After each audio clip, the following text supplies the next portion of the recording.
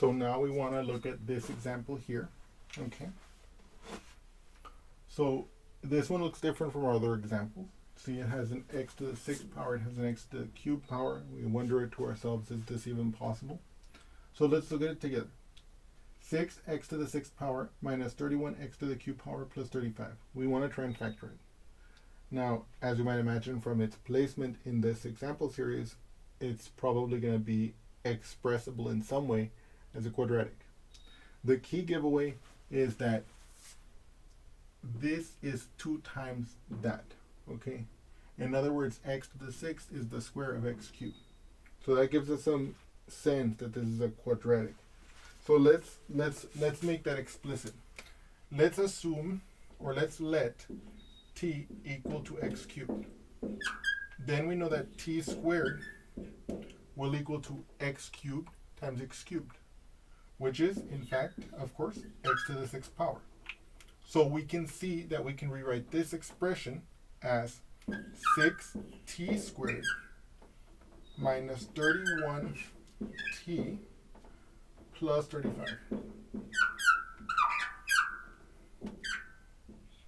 Sorry about those sounds from the marker. Now, if we look at this example here, we see that this is not a typical example of the, well, it is typical, but we want to factor it. But the problem is that now we have a coefficient in the front and a coefficient at the end. I mean, the coefficient at the end is not the problem. The coefficient at the front, it makes us think differently, right? So the key thing we have to remember is that when we're trying to factor a quadratic like this, we need to find out what are the factors of 6 and what are the factors of 35. So the factors of 6, I'm going to write them here. 1 times 6, 2 times 3. That's essentially it. The factors of 35, okay? So 1 times 35, of course. 2 times something? No. 3, 4, 5. 5 times 7. Of course, 7 times 5. And that's basically it. Because 35 is equal to 5 times 7, there are no more factors that it breaks down into because 5 and 7 do not break any further. So, and also we have to observe that that we're going to have a middle term of negative 31. So what we can try to do is we can try to construct possible factors. Okay, so like let's take this row and this row. So I could say, okay, t minus 1 times 6t minus 35. Now you might wonder why I made them both negative. And it's because the constant term is positive. So they have to both be negative.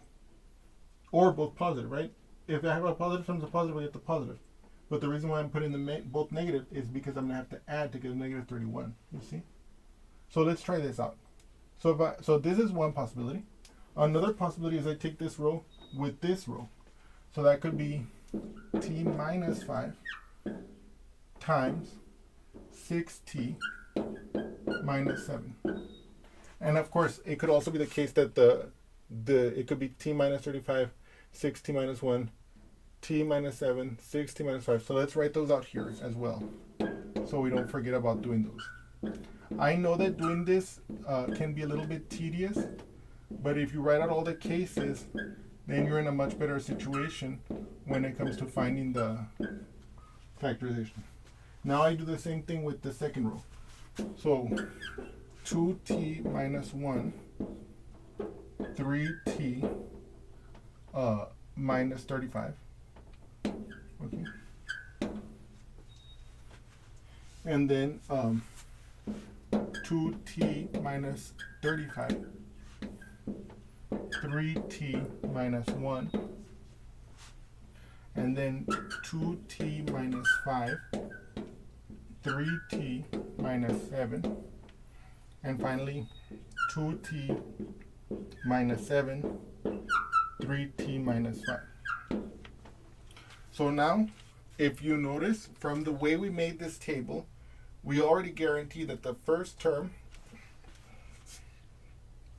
in the product will always be 6t squared. So by making these multiplication tables, this first, the leading term, is guaranteed already. By the same token and by design, the constant term is already taken care of. See, if you go down this row, you can see each of those numbers, when you multiply them, gives you the constant term, no problem. It's perfectly done. The only question is, what's the middle term? Let's start experimenting. Okay, let's see which one of these works, if any. Okay, if I take these two factors here, the middle term is going to be given by this product plus this product. Negative 35t minus 6t, that's negative 41t.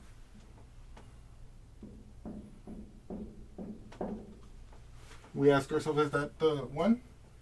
No. We need it to be negative 31t. So we can already eliminate the first possibility. Let's look at the second one. Negative 7t minus 30t, that's negative 37t. Not working.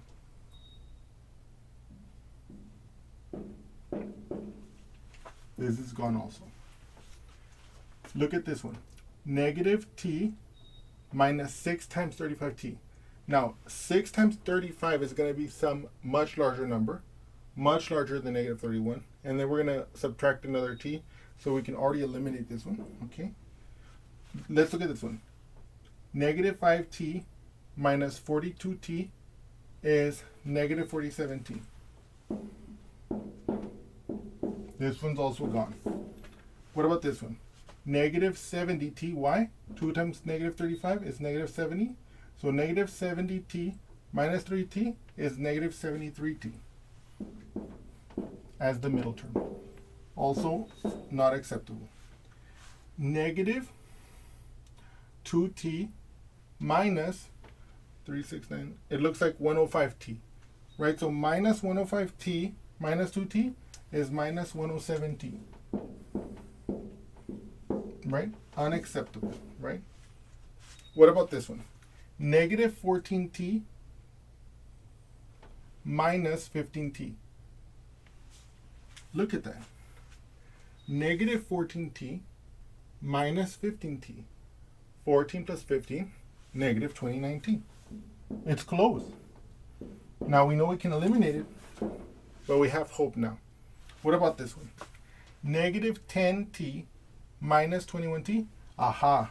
Negative 31t is the middle term. This is our factorization.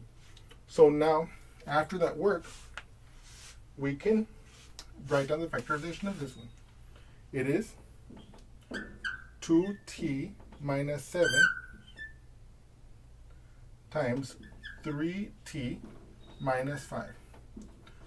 Now we switch back into our original variable, which is x cubed. So we can write this factorization as 2x cubed minus 7 times 3x cubed minus 5. Okay? So we can now, so by the way, so I hope you enjoyed this factoring out of this example. And we can see now that this polynomial, 6x to the 6th power minus 31x to the cube power plus 35, can be factored like this. Okay?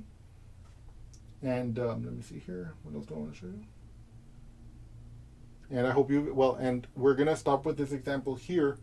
But, and of course, you know, like, let me see what I want to say here. And we can use, so for example, we could use this if we were trying to solve an equation. Let's say we were given the situation that this equals to 0.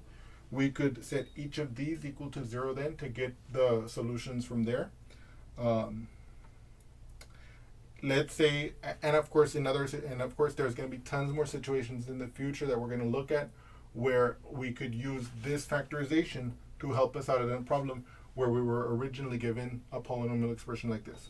In any case, I hope you've enjoyed this example, and I look forward to seeing you again soon. Thank you so much.